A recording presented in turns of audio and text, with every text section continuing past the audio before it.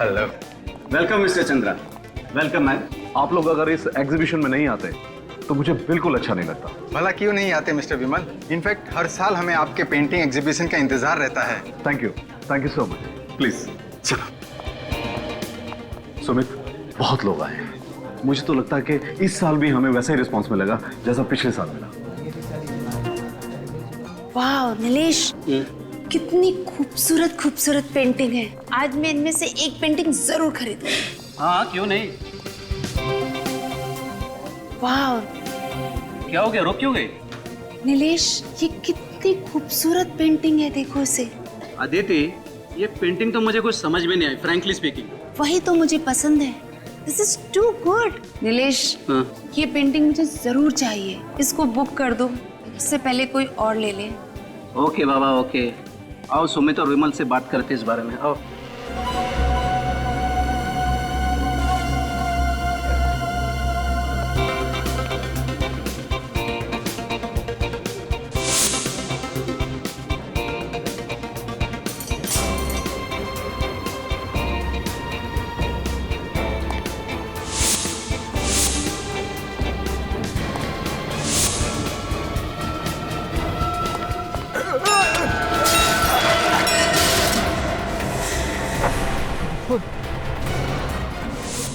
अरे इसे पोज देता हूँ जल्दी।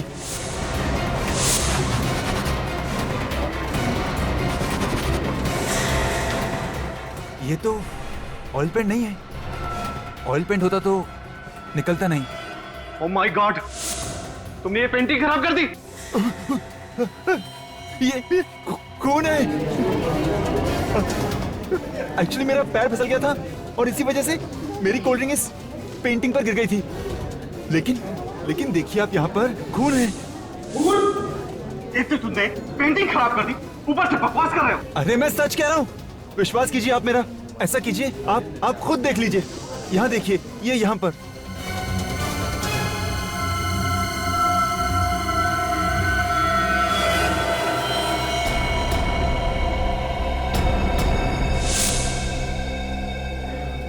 हाँ सुमित, ये ठीक कह रहा है। ये तो वाकई खून है।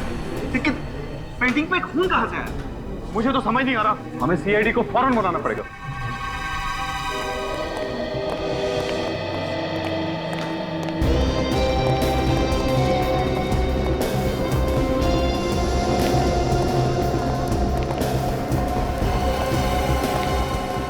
सुमित। जी सर, मैंने ही आपको फोन किया था। सर, यही है वो पेंटिंग जिस पर हमें खून मिला। अच्छा, ये है वो पेंटिंग। जी सर।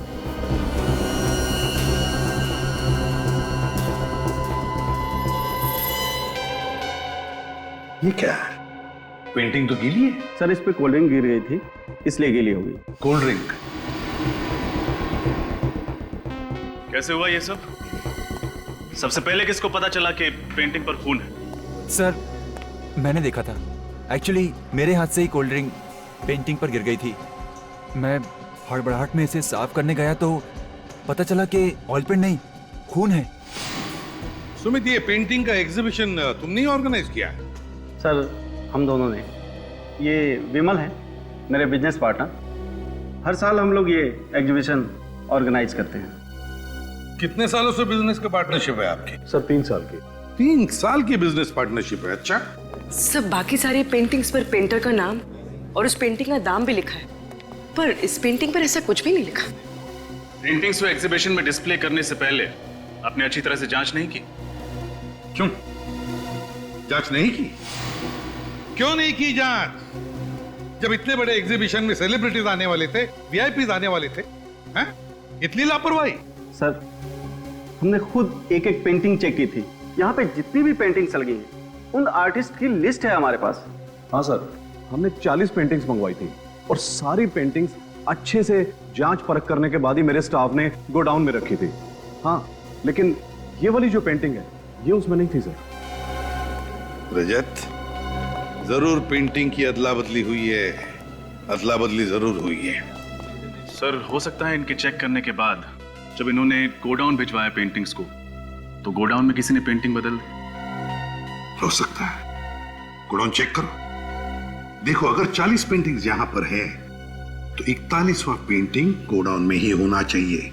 शायद उसी पेंटिंग के जगह पर ये खून वाली पेंटिंग लगाई है। पूर्वी, तुम भी जाओ। सर, वैसे तो मैं आर्ट के बारे में ज्यादा कुछ नहीं जानता, मगर ये पेंटिंग देख के तो कुछ भी समझ में नहीं आ रहा है। ये पेंटिंग है? हाँ फ्रेडी, ये पेंटिंग ही है। इस पेंटिंग को गौर से देखो। ये पेंटिंग बनाने में आर्टिस्ट ने अलग अलग तरीके इस्तेमाल किए हैं, अलग अलग तरीके से पेंट किया है। ये देखो, यहां लगता है कि पेंट छिड़का है, तो यहां देखो, यहां लगता है कि पेंट ऐसे फेंका है। ब्रश के स्ट्रोक्स भी हैं।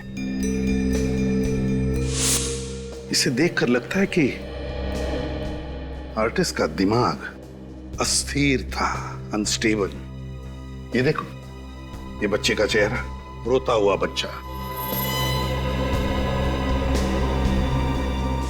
इसका एक ही मतलब निकलता है फ्रेडी, जरूर इस आर्टिस्ट के बचपन में कोई बुरा हादसा हुआ होगा, जिसकी वजह से उसने खून से पेंटिंग बनाई, खून से। तुम्हारे यहाँ के पेंटिंग्स और पेंटर्स सबकी लिस्ट चाहिए हमें। Okay sir. हाँ, हमने पूरा गोडाउन चेक किया। हाँ, कोई पेंटिंग नहीं मिली। कोई पेंटिंग नहीं मिली?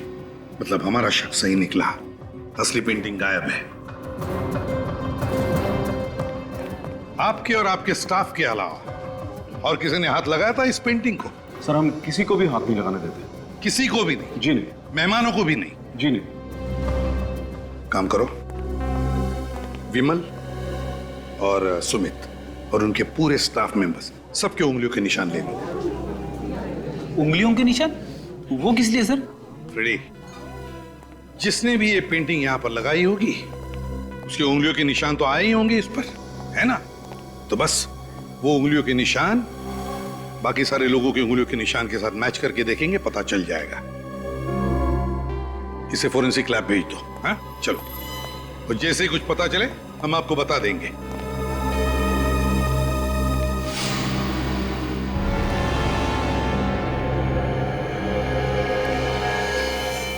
ये किसकी फोटोग्राफ है? सर, ये मेरा परिवार है। ये मेरी पत्नी और बच्चे। पंचगंदी में एक एक्सीडेंट हुआ था, कार खाई में गिर गई और सब मारे गए। I am sorry.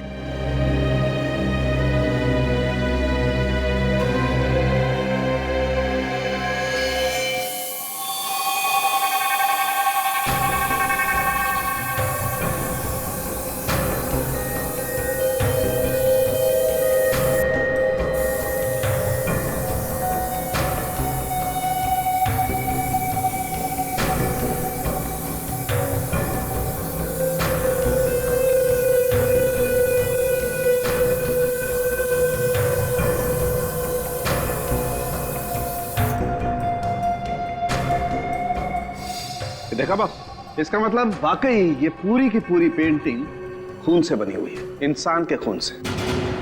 क्या? इंसान के खून से? हाँ, पूरी पेंटिंग। मगर इतना सारा खून उसके पास आया कहां से होगा? वही तो, ऐसी पेंटिंग कोई शौक के लिए नहीं बनाता। एक और बात ऐसी पता लगी है बॉस, जिसे जानोगे तो आप सब लोग हैरान हो जाओगे। लेकिन क्या?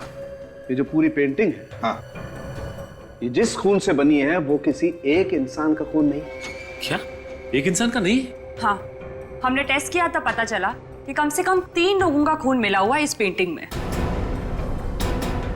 3 लोगों का खून? हाँ बॉस, 3 अलग अलग ब्लड ग्रुप का खून है इस पेंटिंग में। My God. एक और बात यार साउंड के, तू सारी बातें एक साथ क्यों नहीं बताता? बताता। जो खून इस पेंटिंग में मिला है, उन तीनों खून में ड्रग थी। तीनों के ब्लड सैंपल में ड्रग मिला? कौन सा ड्रग साउंड के? एक कंपाउंड है जिसे कैमोबेल कहते हैं। कैमोबेल? अब ये कैमोबेल क्या चीज है? ये कैमोबेल अगर दिन में 2 बार लिया जाए तो 24 घंटे तक भूख नहीं लगती। और इस कैमोबेल का इस्तेमाल किस लिए किया जाता है? जिन लोगों को कम से कम समय में अपना ज्यादा से ज्यादा वजन घटाना होता है, वो लोग इस दवाई को लेते हैं। लेकिन ये दवाई आसानी से नहीं मिलती है, बहुत ही गिने चुने मेडिकल स्टोर पे दवाई मिलती है, वो भी डॉक्टर के प्रिस्क्राइब करने के बाद। ऐसा क्यों सर? वो इसलिए क्योंकि ये दवाई सेफ नहीं है, इसके साइड इफेक्ट्स हैं, इसलिए इसे खुलेआम बेचने पर पाबंदी लगा दी गई।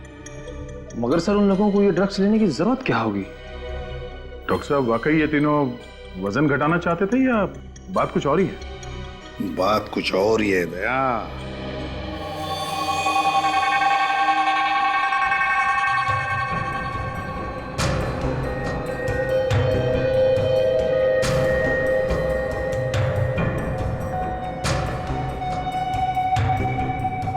खून भरी पेंटिंग, समझ में नहीं आता क्या चल रहा था उस पेंटर के दिमाग में।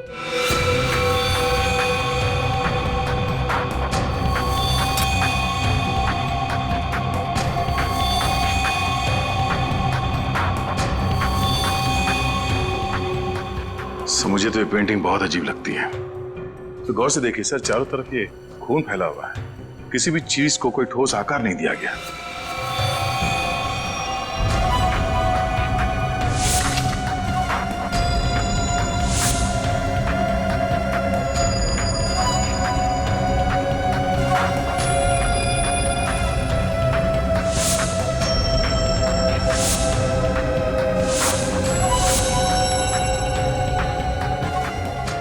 ये काम तो किसी नौसिखिया का ही लगता है।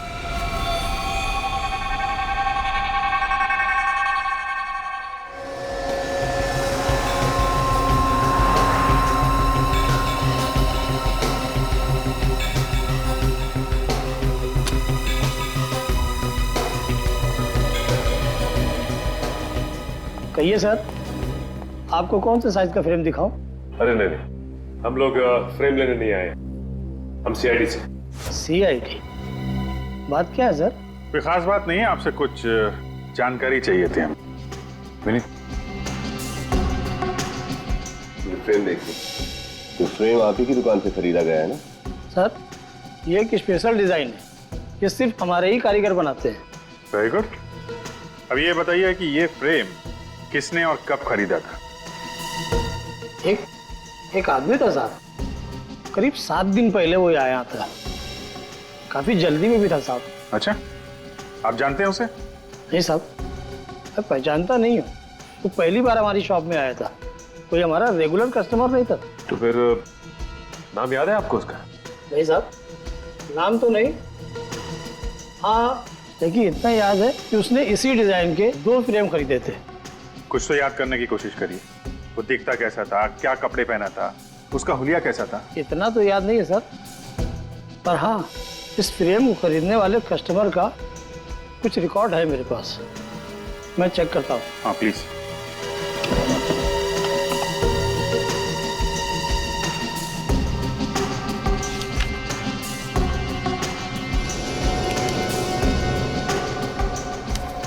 ये मिल गया सर, ये उस फ्रेम के बिल की कॉपी है।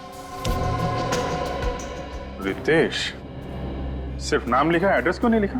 साहब, उसने कहा था कि फ्रेम तैयार हो जाने पर मैं उसको फोन कर दूं, वो खुद आकर यहाँ से फ्रेम ले जाएगा। तो फिर आपने उसका नंबर तो लिखा होगा ना कहीं पे? यहाँ साहब, उसी बिल के पीछे है ना।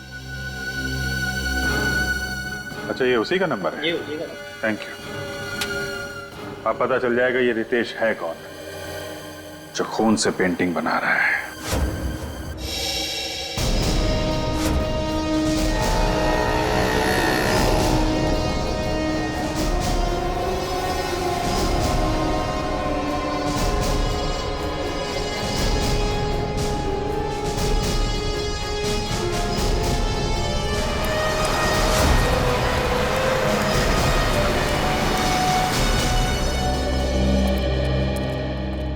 आइए सर। सीआईडी? बोलो साहब, क्या चाहिए आपको? क्या मोबाइल? कैमोबेल? हमारी दुकान में ऐसी कोई दवाई नहीं मिलती साहब। एक कैमोबेल ड्रग का नाम सुनते ही आपके पसीने क्यों छूटने लगे? हैं? आप इतने हड़बड़ा क्यों गए? कौन घबरा रहा है साहब, मैं तो अपना काम कर रहा हूँ सर। देख, सच बता दे वरना मेरी मदद कीजिए साहब, मैं बहुत मुसीबत में हूँ। ये सब नाटक क्या कर रहे हो? सच सच बताओ, बात क्या है? सर, किसी ने मुझे धमकी दी थी सर, कैमोमाइल का इंतजाम करने के लिए मुझे मजबूर किया गया था। मजबूर किया गया था?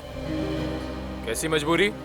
उसने मुझे कहा था कि अगर मैं 2 दिन में कैमोमाइल का इंतजाम नहीं करूंगा तो वो मेरे पूरे परिवार को मार देगा साहब। मैं बहुत डर गया था साहब, मैं बहुत डर गया था। अच्छा, ये इस आदमी का हुलिया तो याद है ना तुम्हें? है? नहीं बता सकता साहब, उसने मुझे सिर्फ फोन किया था। फोन नंबर है ना? मेरे मोबाइल में है सर, मैं अभी देख के बताता हूँ।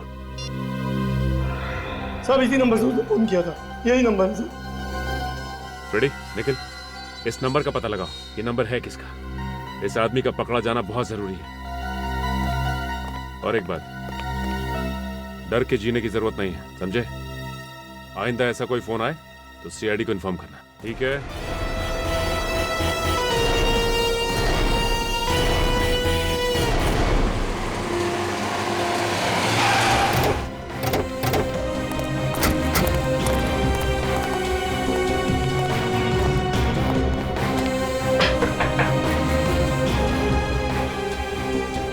सर लगता है कि अंदर कोई नहीं है। हमारे आने से पहले ही ये रितेश फरार हो गया लगता है। तोड़ दो दरवाजा। सर दरवाजा तो खुला हुआ है। अंदर चलो।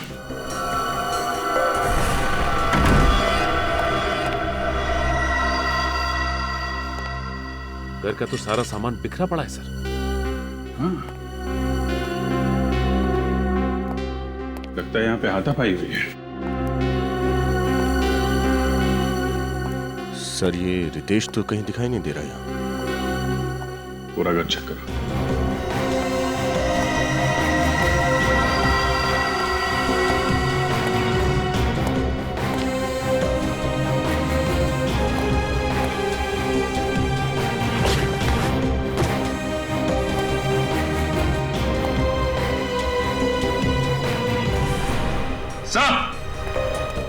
हाँ सचिन, सर ये देखिए, ये सारी की सारी पेंटिंग इस बिस्तर के नीचे छुपाई हुई थी। और सर ये पेंटिंग भी उसी पेंटिंग की तरह है, ये एग्जीबिशन में मिली थी हमें, लाल रंग की।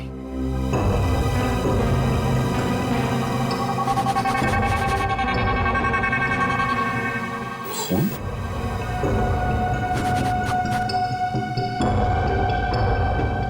सारी पेंटिंग भी खून से बनाई गई। सर लगता है कि रितेश ये सारी पेंटिंग्स बना रहा है। पानी की आवाज?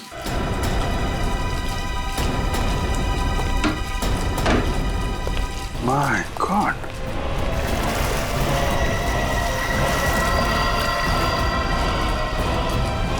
ये तो मर चुका है। सर इसे कहीं देखा लग रहा है। ये आदमी तो वहां एग्जीबिशन में था ना, वॉलंटियर।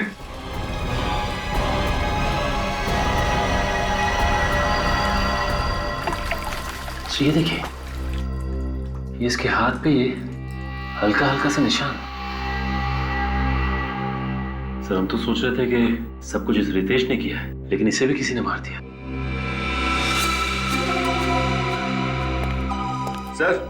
सर ये देखिए, खून के निशान। सर हो सकता है कि रितेश की हाथापाई हुई हो कातिल के साथ, और हाथापाई के दौरान उसका खून यहाँ पे लग गया हो। कातिल का भी खून हो सकता है। काम करो, इस खून का सैंपल ले लो और लाश को फोरेंसिक लैब भिजवाने का इंतजाम करो। सर। हेलो, क्या?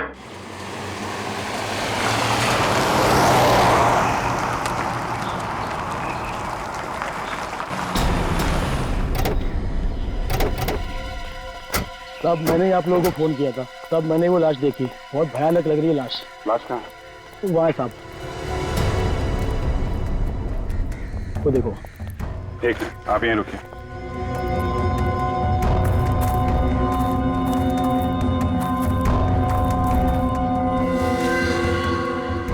काम करो, लाश को बाहर निकालो।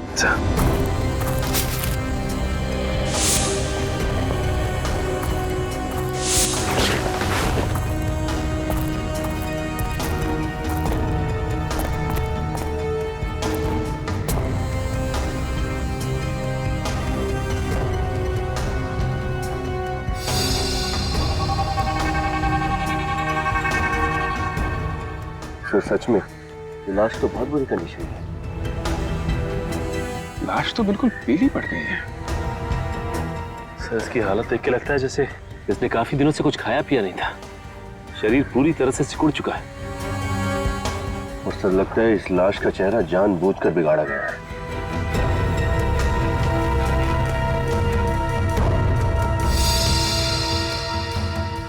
ये देखिए सर, इसके हाथ पे ये छोटे छोटे निशान हैं। लेकिन सर ये निशान है किस चीज के? कई बार इंजेक्शन लगने के बाद आसपास का खून जम जाता है। निशान तो इंजेक्शन के ही लगते हैं, मगर इतने सारे निशान। मगर सर ऐसे ही निशान रितेश की लाश पे भी थे। लगता है खूनी इंजेक्शन लगा लगा के खून कर रहा है। खैर, इसका जवाब तो डॉक्टर साड़ुंखे ही देंगे। मानना मुश्किल है, कोई भला ऐसा कैसे कर सकता है? हाँ सर, दोनों लाशें बहुत ही बुरी हालत में हैं। यार साड़ुंखे, तुम दोनों डिस्कस करोगे, हमें भी कुछ बताओगे? बॉस, इन दोनों के शरीर में जरा सा भी खून नहीं है। लगता है किसी ने इनके जीते जी सारा का सारा खून इन लोगों के शरीर में से निकाल लिया। शरीर में खून है ही नहीं। हाँ सर, और इसी की वजह से दोनों लाशें बिल्कुल काली नीली और फीकी पड़ गई है। अजीब बात है सर, विश्वास नहीं होता कि कोई इंसान किसी दूसरे इंसान के शरीर से उसके जीते जी सारा खून निकाल सकता है। इन दोनों के शरीर में इंजेक्शन के बहुत सारे निशान हैं। ऐसा लगता है किसी ने बार बार सुई घोंप घोंप कर इनके शरीर से सारा का सारा खून निकाला है। और खून की कमी की वजह से इस लड़के की मौत हुई है। और सर उस रितेश की मौत की वजह भी यही है। खून तो रितेश के शरीर में से भी निकाला गया, लेकिन मौत इसकी पानी में डूबने की वजह से हुई। इसके फेफड़ों में हमें पानी मिला है। सर ये खूनी वही आदमी है जो पेंटिंग बनाता है।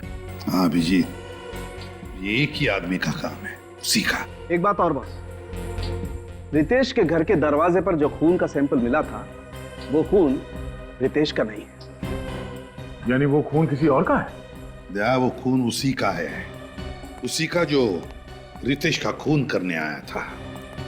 रितेश के साथ हाथापाई में से चोट लग गई होगी और वही खून दरवाजे पे लग गया होगा सर। मगर अभिजीत, ये है कौन? है कौन ये केमोबेल?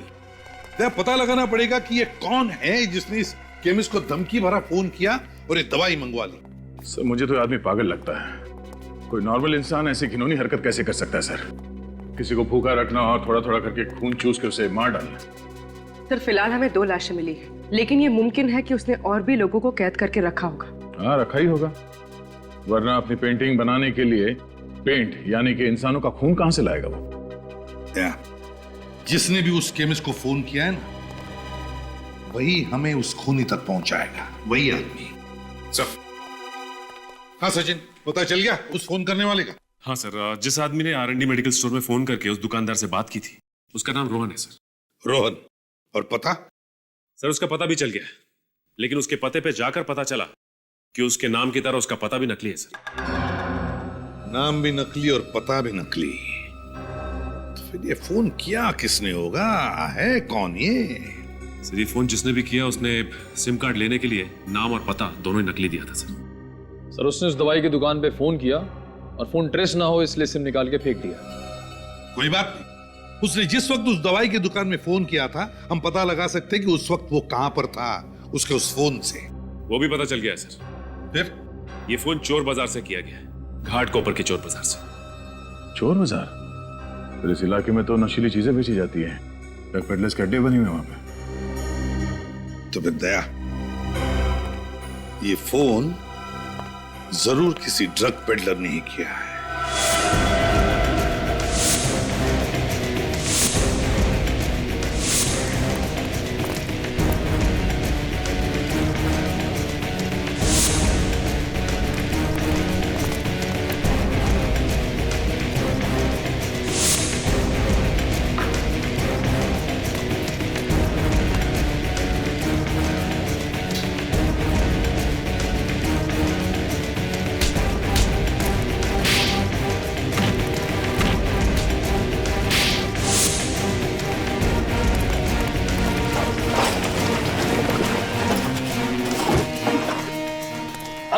ये ले। और सुन, किसी को बताने की जरूरत नहीं कि कहाँ से माल मिला। नहीं नहीं साहब, नहीं बोलिए। चल निकल।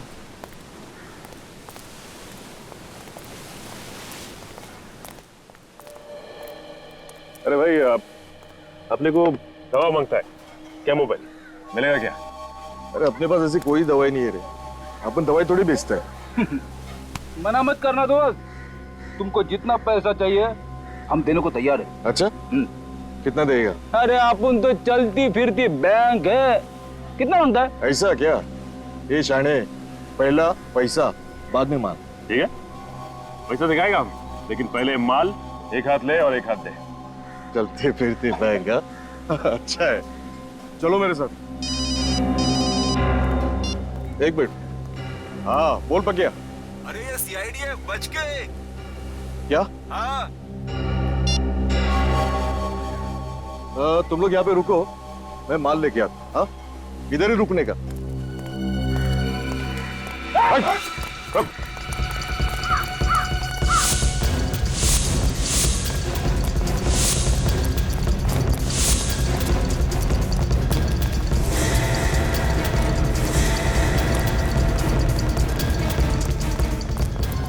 भागता किधर है? सीआईडी से भागता है? मारना मत सब सब बताता है, सब बताता है, सब मारना। सर वो कैमोबिल दवाई मैंने खुद के नहीं बल्कि किसी और के कहने से R&D मेडिकल स्टोर से मंगवाई थी साहब। उस दुकान में फोन करके धमकी तूने दी थी ना? हाँ साहब, लेकिन उसके बाद मैंने फोन स्विच ऑफ करके उसका सिम कार्ड फेंक दिया साहब। ये काम तू किसके कहने पे करता है? साहब मुझे एक दिन एक चिट्ठी मिली थी, उसमें लिखा था कि कैमोबिल नाम की दवाई का बंदोबस्त करो। और साहब उसने बोला कि तुझसे शनिवार को रात को 8 बजे आके लेके जाऊंगा और इनाम देके जाऊंगा। अच्छा, फिर वो दवाई लेने कौन आया था? साहब वो गाड़ी में आया, कांच खुली, माल लिया, पैसा दिया और चले गया साहब। तुमने गाड़ी तो देखी होगी ना, कौन सा मॉडल था? उसका नंबर कुछ तो याद होगा तुम्हें? गाड़ी का नंबर तो याद नहीं है, लेकिन साहब उसके हाथ में बड़ी सी घड़ी थी जिसका बहुत बड़ा डायल था साहब। कैसी थी वो घड़ी? बहुत झक्कास थी, माँ कसम ऐसा डिजाइन में कभी लाइफ में देखा नहीं साहब। उसके ऊपर बड़े अक्षर से क्यों लिखा हुआ था साहब। क्यों लिखा हुआ? उस घड़ी का रंग, उसका डिजाइन सब कुछ याद है तुम्हें? वो सब सब कुछ याद है सर। चलो फिर क्यू अक्षर का स्केच बनवाओ, पता चल जाएगा कि घड़ी कौन सी कंपनी की है। पूर्वी, तो घड़ी बनाने वाली कंपनी का नाम पता चला जिसका नाम क्यू से शुरू होता है? यस सर, बस 4 कंपनियों के नाम मिले। 4 कंपनी? अब जरा देखो उन 4 कंपनियों में से वो कंपनी कौन सी है जिसकी घड़ी उस गुनहगार ने पहनी थी। एक बार वॉच कंपनी का नाम पता चल जाए सर, तो गुनहगार का भी पता चल जाएगा।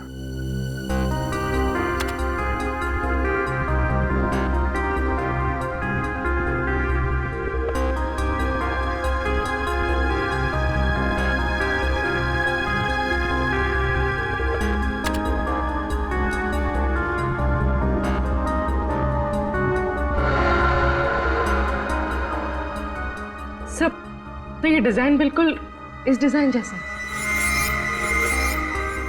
हाँ सर, ये क्यू का निशान तो बिल्कुल ऐसा ही है जैसा उस ड्रग पैडलर ने कहा था। कंपनी का नाम है क्वीनी। सर ये जर्मन ब्रांड है। अगर इस कंपनी ने हाल ही में अपने देश में ये घड़ियां बेचना शुरू किया है तो फिर इनकी दुकानें, इनके आउटलेट भी कम ही होंगे, है ना? और घड़ी भी काफी महंगी है सर।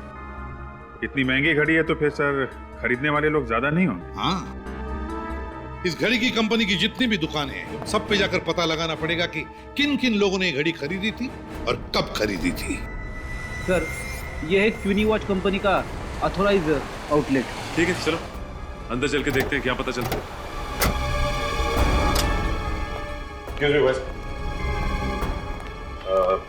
हमें आपके कंपनी की घड़ी के बारे में जानकारी चाहिए। कौन सी घड़ी?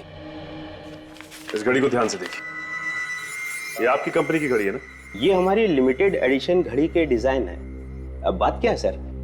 दरअसल हम लोग सीआईडी मुंबई से हैं और एक केस के सिलसिले में पूछताछ करना चाहते हैं। मैं आपकी क्या मदद कर सकता हूँ? अब हमें ये बता सकते हैं कि ये घड़ी आपसे किसने खरीदी है? मैं अभी आपको बताता हूँ।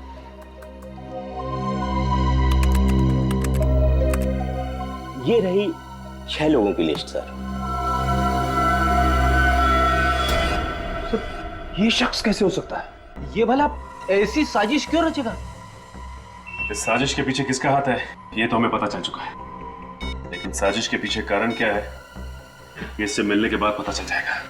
सर, ड्रग पैडलर से जिसने कैमोबेल नाम का ड्रग खरीदा था उसका पता चल गया। कोई मेरे एग्जीबिशन इवेंट को खराब क्यों करना चाहेगा? हाँ, वो तो मैं तुमसे बाद में बात करता हूँ। सर, आप लोग कुछ पता चला ये किसकी हरकत है? भोला भाला बनने का नाटक कर रहा है। ये घड़ी पहचानते हैं आप? जी हाँ, 2 महीने पहले खरीदी थी मैंने ऐसी घड़ी। लेकिन आप ऐसा सवाल क्यों पूछ रहे हैं? क्योंकि हमें शक है कि उस खून भरी पेंटिंग में तुम्हारा हाथ है। क्या आप इस खून वाली पेंटिंग का इल्जाम मुझ पे लगा रहे हैं? जी हाँ, आप ही ने वो पेंटिंग बनाई और आप ही ने वो दूसरी पेंटिंग हटाकर खून वाली पेंटिंग एग्जीबिशन में रख दी। मैं भला ऐसा क्यों करूंगा? वो इसलिए कि तुमने सोचा बदनामी से डरकर तुम्हारा पार्टनर विमल अपना पेंटिंग का बिजनेस छोड़ देगा और वो सारा धंधा तुम्हारा हो जाएगा। आप मुझ पे ऐसा इल्जाम नहीं लगा सकते, ये सरासर झूठ है। तो फिर सच सच बताओ, घाटकोपर के ड्रग पेडलर राजू से तुमने कैमोबेल नाम का ड्रग क्यों मंगवाया? कैसा ड्रग? कौन सा ड्रग पेडलर? आप क्या कहना चाहते हो? मेरी कुछ समझ में नहीं आ रहा। और हाँ, ये घड़ी मैंने अपने लिए नहीं खरीदी थी, ये मैंने अपने स्टाफ को गिफ्ट दी थी। खुद को बचाने के लिए अब एक नई कहानी। प्लीज आप मेरा विश्वास कीजिए, ये कोई कहानी नहीं है, सच है। तुम्हारे स्टाफ मेंबर का नाम और पता चाहिए हमें।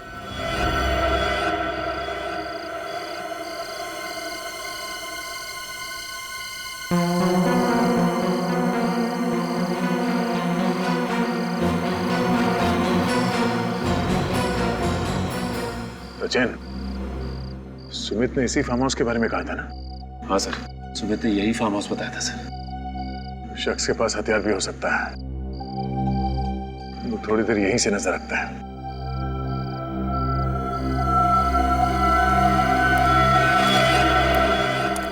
कोई आ रहा है वहां से, पीछे।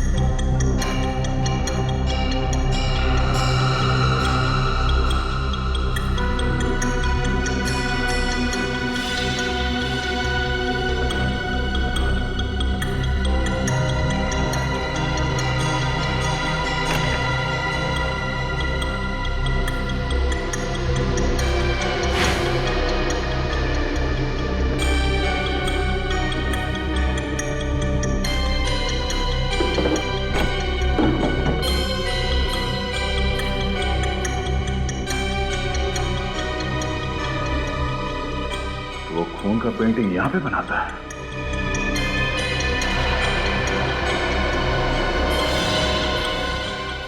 ये क्या? सुमित की पत्नी और बेटा? दूसरा बेटा कहां है? जरा हाथ खोलो। ये दोनों तो बेहोश है सर। हाँ?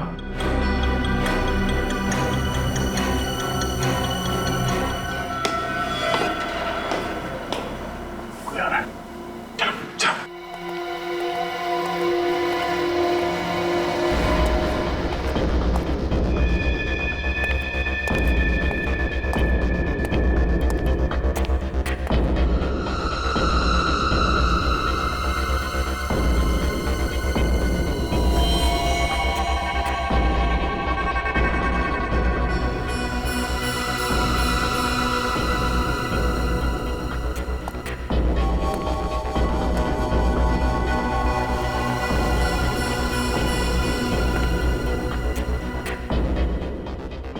सुमित जी तो कह रहे थे कि उनकी पत्नी और दोनों बच्चे एक्सीडेंट में मारे जा चुके हैं। लेकिन सर उन्होंने ये भी तो बताया था कि उनकी लाशें अब तक नहीं मिली हैं। मतलब एक्सीडेंट हुआ ही नहीं था। इस पेंटर ने इन्हें यहाँ पे बंदी बना के रखा है। तो इसका मतलब इस पेंटर ने इन दोनों के शरीर से खून निकालकर उसी से वो पेंटिंग बनाई थी। और फिर इन्हें केमोबेल खिला के जिंदा रखा ताकि ये मर न जाए। हाँ बेटा, तेरा खून निकालो। देख, पेंटिंग बनाने का टाइम हो गया ना, तेरा खून नहीं निकालूंगा तो अभी पेंटिंग में रंग कैसे भरूंगा? हाँ? ला।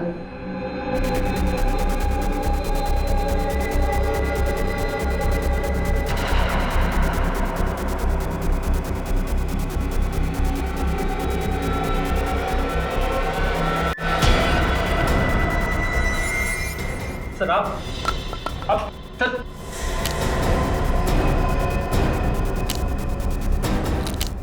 सर मैं आपको सब कुछ सच सच बता दो सर। सर सब कुछ मैंने किया सर। सर सब कुछ मैंने किया सर। मैंने मारा है सर। सर मैं बता दो सर। आप रेडी निकल, जल्दी से खोलो इन्हें, हॉस्पिटल लेके जाओ।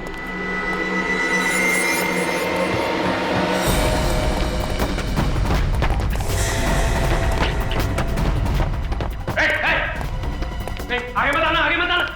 मैं मारूंगा अपने आपको। चाकू नीचे। पीछे जाओ, मैं मार रहा हूँ। ठीक है, इस बार छोड़ देते हैं हम लोग।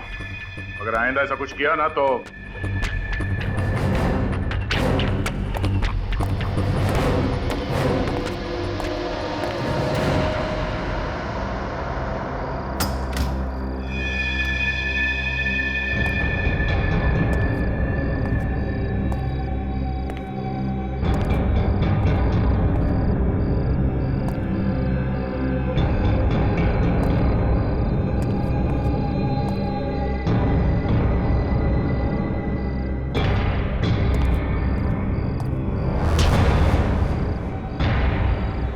हलवा है, हाँ?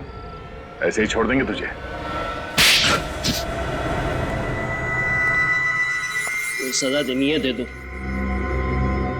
अपने किए पे कोई अफसोस नहीं। मैं तो बहुत खुश हूँ। तुम खुश हो? सुमित जी की बीवी और 2 बच्चों का खून निकालकर उन्हें अधमरी हालत में रखा और बोलते हो खुश हो तुम? सुमित ने मेरे और मेरी परिवार के साथ जो जुल्म किया उसका क्या? क्या किया सुमित ने तुम्हारे परिवार के साथ? उसने मेरे पूरे परिवार को बर्बाद कर दिया, मार डाला उसने सबको, मुझे अनाथ कर दिया। ठीक से बताओ रघु, आखिर हुआ क्या था और कब हुआ था? बात आज से 12 साल पुरानी। तब हम लोग बहुत गरीब हुआ करते थे। मेरे बाबूजी ने सुमित से कुछ पैसे उधार मांगे थे मेरी बीमार माँ के इलाज के लिए। बाबूजी समय से कर्ज लौटा नहीं पाए, तो उन्होंने मोहलत मांगी। मोहलत की एवज में सुमित ने मेरे बाबूजी से गुलामों की तरह दिन रात काम करवाया। और जब इतने से भी उसका दिल नहीं भरा तो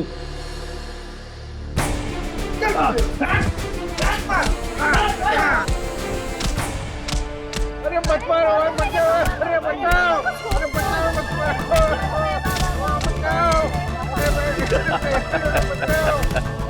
आइए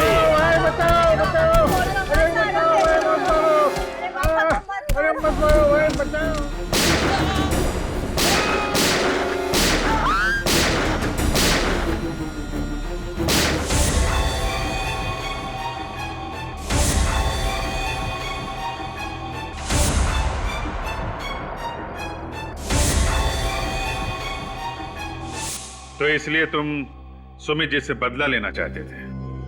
हाँ, इसलिए तो मैंने उनके यहाँ पे इतने साल नौकरी करी और उनके बारे में सब कुछ पता कर लिया। सुमित जी तुम पे भरोसा करते रहे और तुमने उनके भरोसे का फायदा उठाकर उनकी पत्नी और दोनों बच्चों को अगवा कर लिया। हाँ, और उसके बाद मैंने उनको किडनैप कर लिया, उनकी गाड़ी को खाई में धकेल दी। और तुमने उन्हें बंदी बनाकर एक खुफिया कमरे में छुपा के रख दिया। और फिर मैं उनका खून निकाल के अपनी पेंटिंग बनाता रहा। उन्हें केमोबेल ड्रग देता रहा ताकि वो बिना कुछ खाए पिए जिंदा रह सके और मुझे मेरी पेंटिंग बनाने के लिए खून मिल सके। और फिर वो पेंटिंग मैंने सुमित की एग्जीबिशन में रख दी। ताकि वो इस केस में फंस जाए, बदनाम हो जाए। और जंगल में जो लाश मिली थी वो तो सुमित के दूसरे बेटे की थी। बेचारा इतना कुछ झेल ही नहीं पाया, मर गया। फिर मैंने उसकी लाश का वो हाल किया कि कोई भी उसे पहचान ना पाए। और रितेश, वो तो तुम्हारा साथी था ना, उसे क्यों मार दिया तुमने? वो मेरी मदद करता था, अच्छा लड़का था, और मैं अपनी पेंटिंग भी उसके घर में रखता था। लेकिन एक दिन उसे पता चल गया कि मैंने ये पेंटिंग खून से बनाई। वो मुझे धमकी देने लगा कि वो अपने बॉस को जाके सब कुछ सच सच बता देगा। तो आप बताइए ना कि मतलब ऐसे तो उसका क्या फायदा? हाँ? फिर उसके बाद मैंने उसे भी मार दिया। सर, इसकी दिमागी हालत कुछ ठीक नहीं लगती। हाँ दया, इसे इलाज की जरूरत है। रघु,